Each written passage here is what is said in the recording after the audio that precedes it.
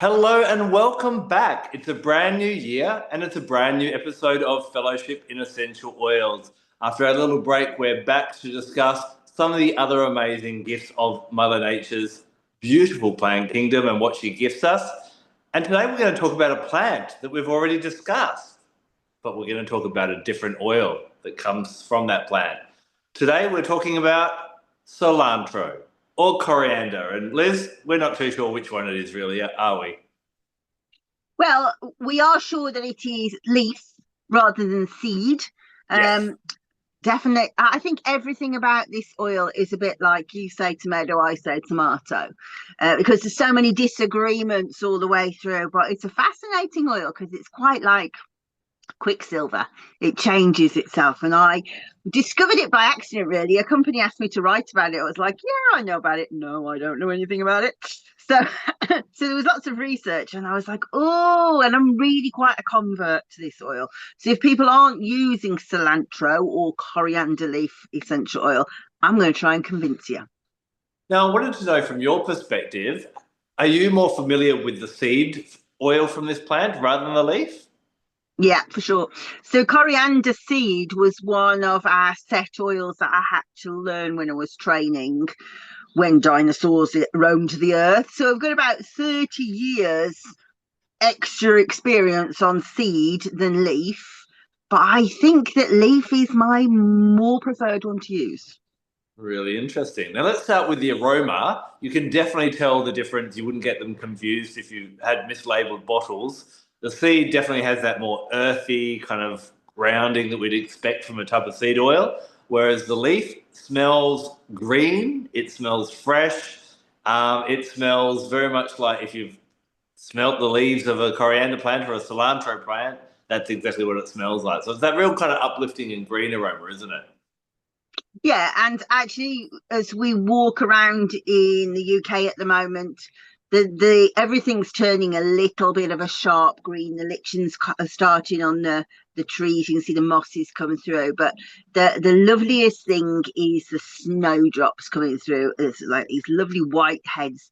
And so green fragrances are very springtime. So if you're looking to sort of wear some kind of sort of natural botanical, this is a great one to use to make like a spring fragrance. It's got that lovely kind of fresh, new, bright fragrance. As you say, the seed is much more earthy, almost kind of curry smelling.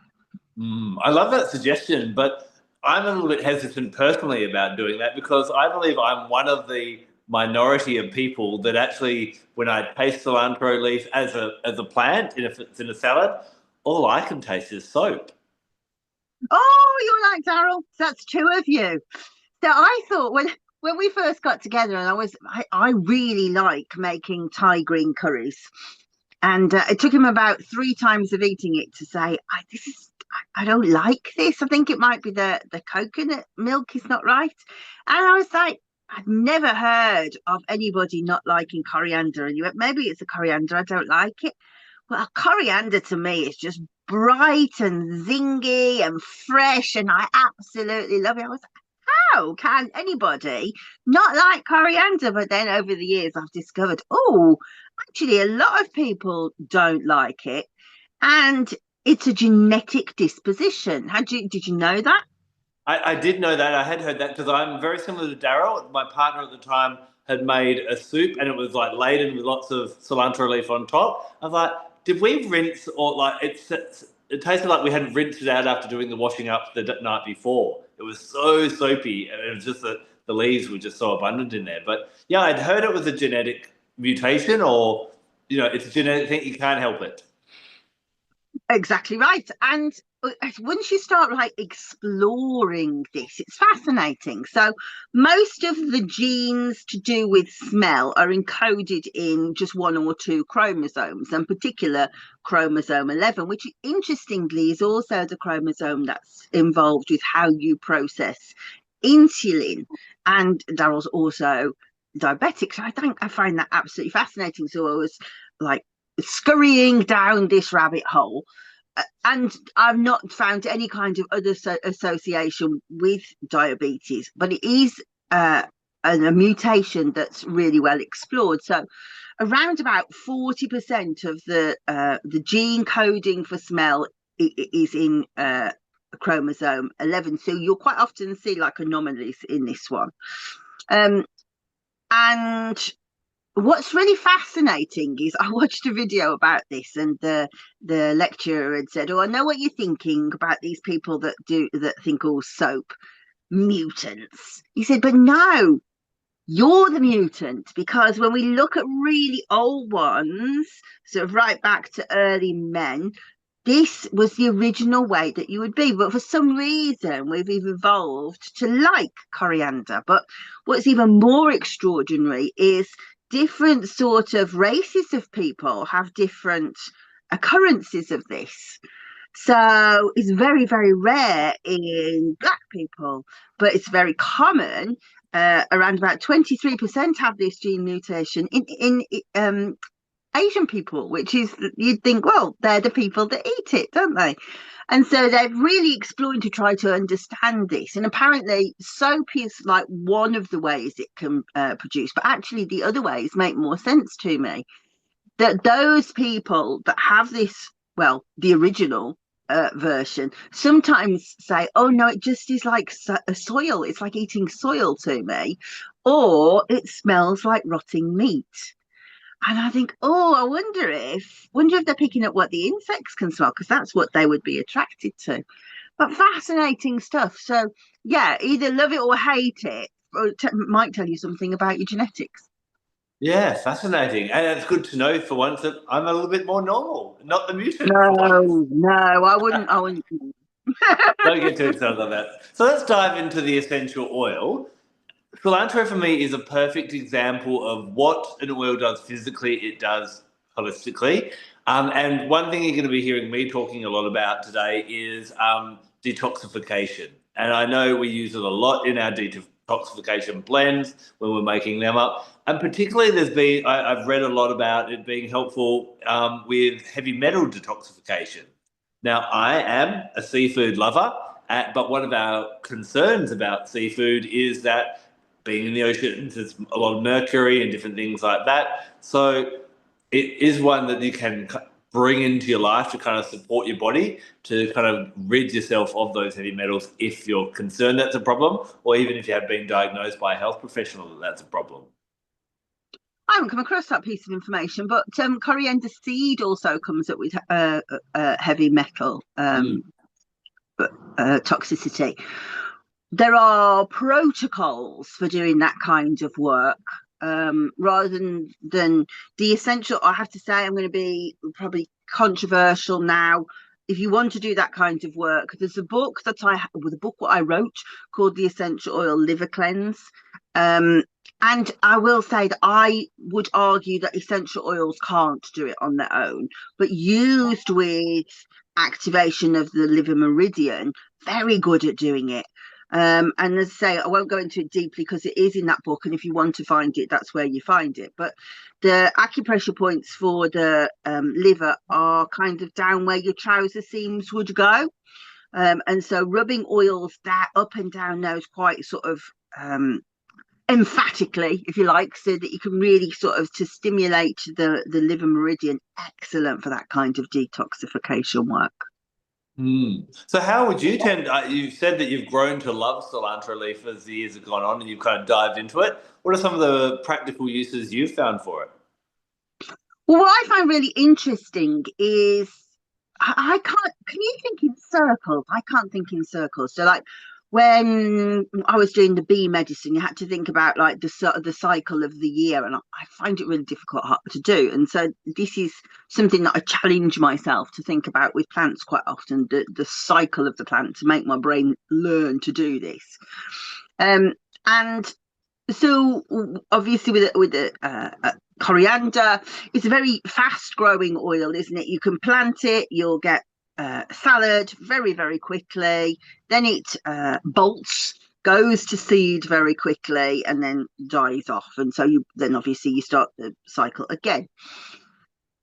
So in that cycle, we can say that the seed would be at the beginning or at the end. I'm going to say it's at the end. So as the plant grows. What you have when you're using the coriander leaves and the coriander leaf essential oil is a very refreshing, cooling, bright fragrance. But as it flowers and as it bolts and as it goes to seed, completely changes. So it becomes a warming oil. So what you'll find is the way that you use it is very different, because when you're using a cooling oil, think about things like rose or spearmint. They're very good for cooling hot conditions, and particularly if we look at it from an Ayurvedic point of view, Pitta dosha. Look up Pitta dosha in a book and you'll find me. There's red hair, very, very pale skin, which reacts to everything. So it is astringent, so you have to be careful of that. But the cooling nature of it is very good for cooling hot conditions. So things like cystitis, diarrhea that is burning, the inflammation on the skin that is hot. If you're like me and you have got a volatile temper, sometimes I can go to a very angry place and it's hard for me to pull back. That's my pitta dosha working. It's very good for calming that volatile nature down. But then as it progresses through to being a seed, then it's working with vata dosha. It's warming up. So those people that have got like sort of flighty thoughts, cold bodies, that's just not me. So therefore, I would always, like these days, go for the leaf.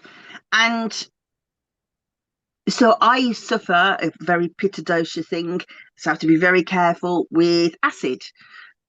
So acid reflux, indigestion, heartburn, burn, those words give it away. Anything that sounds hot, you want the leaf. Anything that feels cold, sounds cold, cold hands, cold feet, rheumatism, arthritis that's from the cold, then you want the seed. Really interesting that I guess almost like for the cycles of the seasons of the year, there are a time when we need cooling and there's a time when we need warming. The plant is kind of doing that cycle, and the different oils give us that cycle as well. And that obviously we do in when we have different doshas, we're going to have tendencies towards one or the other. But our body is always on that kind of seesaw of balance, and it's almost as though you need to have your cilantro and your coriander and go, well, which one do I need today? Doesn't it? Exactly. And I had originally thought, oh, they're just going to be the same, but they're so different. They're like, as you quite rightly say, it's almost like summer and winter of the plant. Yeah. So when it comes to like systems of the body, do you find it's one that kind of helps mainly with the digestive system, or is it just anywhere where there's a bit of inflammation and heat? Yeah, the heat is the thing. So it is certainly digestive, but also genitourinary, so burning, sort of cystitis, those kind of situations. It's not really a respiratory oil. It is very refreshing and astringent to the skin. It makes a nice toner. But for the most part, it's like belly and wee, really. Yeah. I'd love to ask you in a second just how you would recommend using it. One topical application that I like to use is a system called the Symphony of the Cells, which is a layering program where you're putting one oil over the other on the spine for different health concerns. You use different oils depending on. And I hate it when one of the protocols calls for cilantro, because I just find that the aroma takes over all the other oils that you may be layering in that technique kind of thing. So is it one that you just be using topically in the area that has that excess of heat and inflammation? I'm not sure I understand the question. I think if I were going to do that protocol, because I'm a bit of I've got to be extra, I would have thought clearly beforehand about, right, I need an oil for the digestive system, I need an oil for the urinary system, and I would have gone through and gone, and do these go together? Yeah. But I think if you were going to do so, in which case it would be It kind of depends, doesn't it? I don't have a urinary problem at the moment, so therefore I'm not going to be that invested in using it. But if you sort of used it with things like cypress or lime or those kind of fragrances, then you're still going to have a really nice harmonic. But I and also cypress and cilantro are very good together for urinary conditions. So perhaps you do one day, one the next day. Got you. I guess what I was saying is I find when I use it topically, even when I'm using it with other essential oils, the aroma dominates all the others. And I know we're not necessarily going for nice smell all the time, but is topical use the way that you would use for the inflammation anyway, and people just have to smell Oh, I like see the a question. salad for a Yeah. while? I don't care. I like smelling like a salad. There's worse things. Yeah, I do like topical use. Yeah. However, in those kind of situations, now it's probably because you don't like coriander that you feel that way. But and because I would say I don't think it's that dominating a fragrance, but if you don't like it, of course it's going to dwarf everything. And I do like the fragrance. But first of all, then I would say just don't use it. Find a different one for that. But what you could do is, if you felt really strongly, I do want to work with that oil, because we've talked about it before, how some people, they don't like that oil because the oil's challenging them to go somewhere they don't want to go. Now, I think with you, it's purely you don't like the smell. But if you thought, right, well, I do want to work with that, why don't you try doing a homeopathic dose? So that would be 1/15 of a drop. So that sounds really complicated, but what you do is 1 drop of the cilantro, then 14 drops of a carrier oil, then use 1 drop of that blend. So you've got the vibration of it, you've got a very small amount of the chemistry of it, but that's more really if you want to use it from a spiritual and emotional point of view. I think if you were doing that sort of because you've got a urine infection, you're kind of taking the magic out, really. But that is a possible way of getting around that situation. Got you. And I do want to talk a little bit about people that have an aversion to the smell in just a second, because there's a really interesting story that I think will help some people about the aroma of it. But you said yourself when you were studying aromatherapy way back when, that coriander seed was one of the oils that was in your set that you had to know well. Cilantro is a bit of a newer one to use. So that to me suggests that maybe this oil hasn't been explored as much. Have you read much or seen much in research-wise that kind of supports some of the superpowers of cilantro? It's actually quite well investigated. I was fascinated to find because it seems really helpful for people who have Alzheimer's. So what they've discovered is that it interacts with what's called the anticholinerase. What's the anticortisolerase, and what that does is it breaks down acetylcholine in the system, and you need acetylcholine in the system to make the parasympathetic system work. So without it, if it breaks down too fast, you get stress and anxiety. And of course, with people who've got neurodegeneration, then they can be quite agitated. So actually helping to lift these levels up. I'm going to look at my book because I feel like I've said it wrong. 1 second. Anticholinesterase is the word I'm trying to say.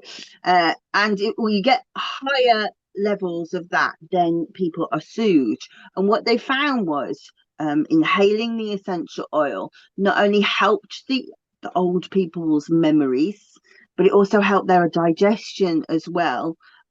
So sort of was tackling 2 main problems that happen in old people's homes.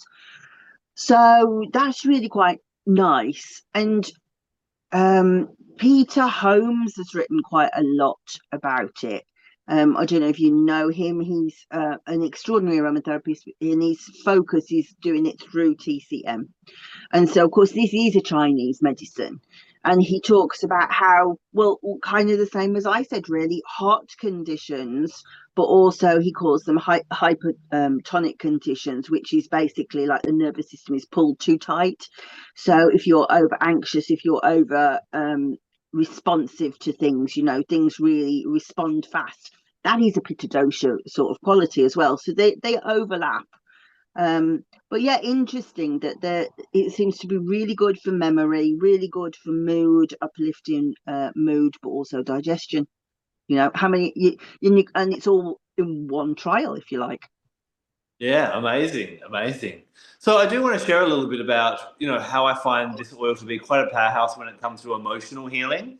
I talked before about it being really great for, helping to get rid of heavy metals, and yes, coriander seed and cilantro leaf. So the two oils from the same plant, I believe, are both really beneficial in different ways at helping that detoxification process. But that can also happen on that emotional level as well. And I've found over my time working with essential oils, time and time again, if someone doesn't like the aroma of something, as long as I haven't got like a, oh, my grandmother used to beat me and she also used to diffuse lavender type of thing. If you don't have that kind of bad emotional connection and you can't kind of go, oh, I'm not sure why I don't like it, I've found time and time again there seems to be emotional correlations. So cilantro leaf is one of the premier oils I find for helping you get rid of not only physical heaviness, but also that mental and emotional heaviness. Now, this is my cilantro story that will forever stay in my mind.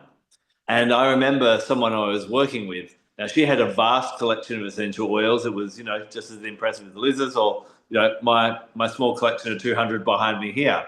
And she had the whole collection from doTERRA, but she refused to buy cilantro. She says, I hate it.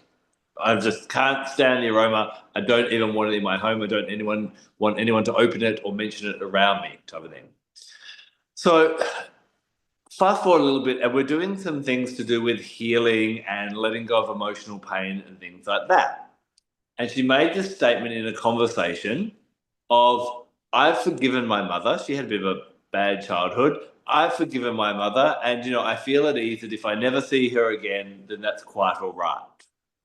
And I challenged her on this, and I said, I believe that you haven't actually, you've kind of buried that heaviness at a really nice level rather than getting to the point where you actually understand, forgive, and would even get to the point where you could embrace your mother and thank her for the way she was.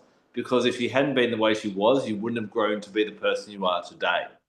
And so cilantro, I find, is really, really good whenever we're holding on any type of mental or emotional heaviness to kind of start to let that go. So forgiveness would probably be a really great kind of key word that you could associate with cilantro in that way that it just gets rid of that heaviness. I also find, remember it being a leaf oil, so leaf oils I like to connect and see them being connected to the element of air. When we're so in that emotional realm and we're kind of having a bit of a pity party and wallowing in the messiness of emotions, cilantro does. Like the spring, it brings the flowers, it brings the lightness, and it allows the mind to come in a little bit and not be so emotional that it does hinder you so much. So I find on an emotional and mental healing level, this is a beautiful one to bring in and to work with.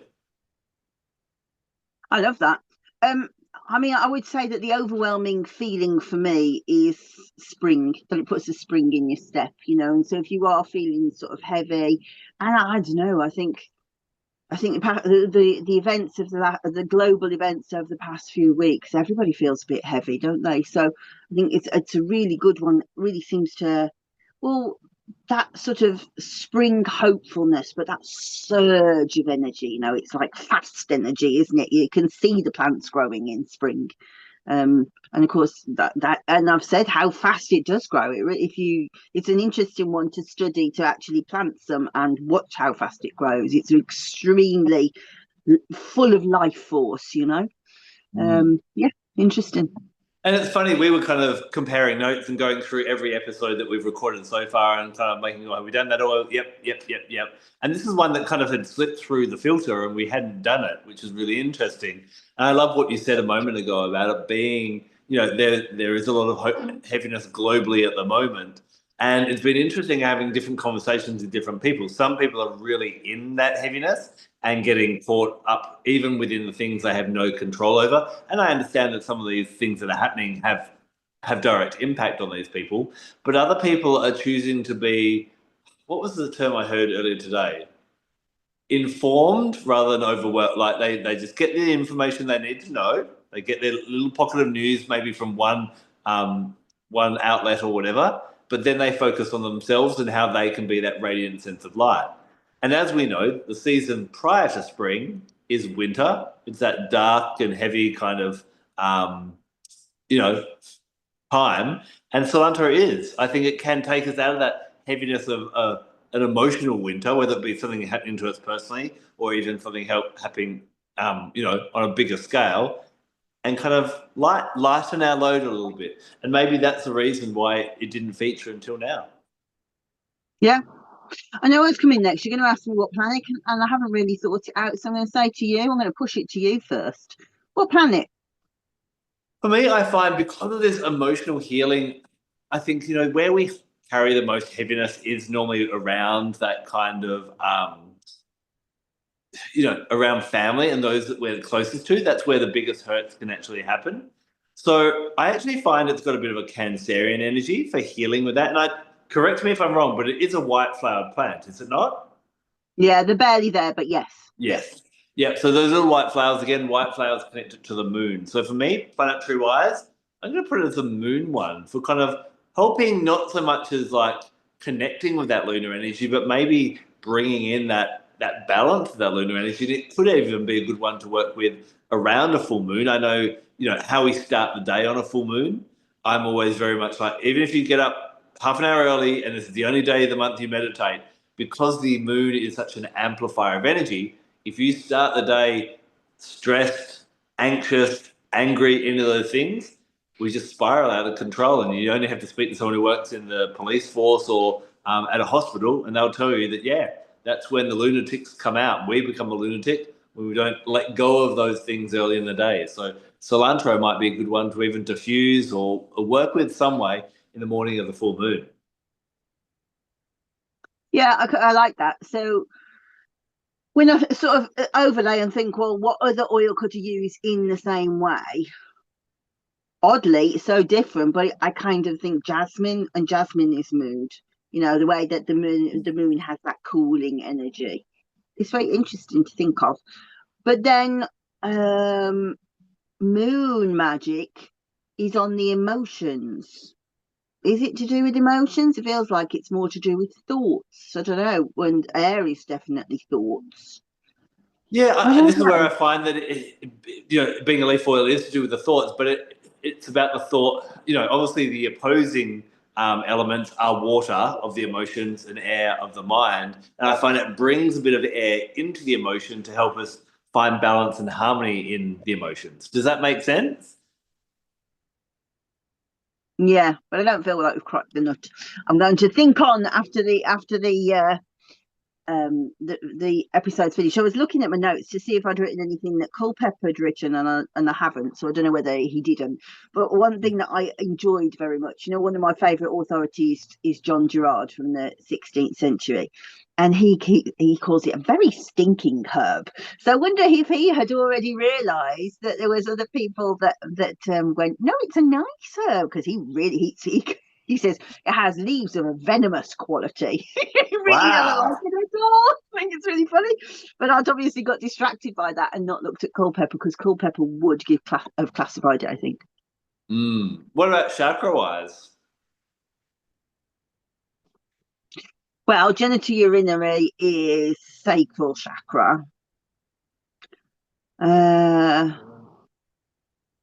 yeah, the sacral chakra, and yeah, I don't think it's really that much like brow chakra. It's not, doesn't seem to be very psychic to me. But I do think it's quite heart opening.